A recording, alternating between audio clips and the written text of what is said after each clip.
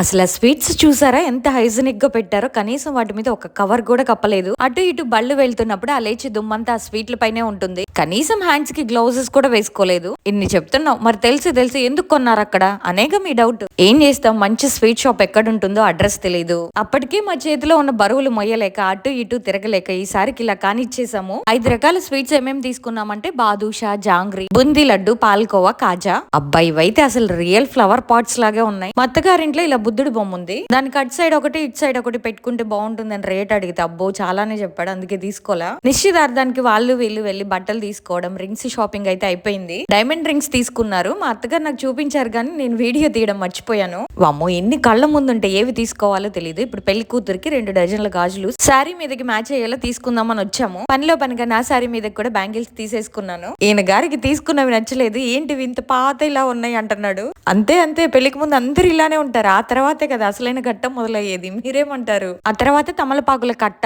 ఒక్క పూలు తీసుకున్నాము. 5 రకాల ఫ్రూట్స్ కూడా తీసేసుకొని వాటన్నిటిని మోసుకొని 1 కిలోమీటర్ దూరం నడుచుకుంటూ వెళ్ళాము. ఎందుకో నెక్స్ట్ షాట్ లో చెప్తాను.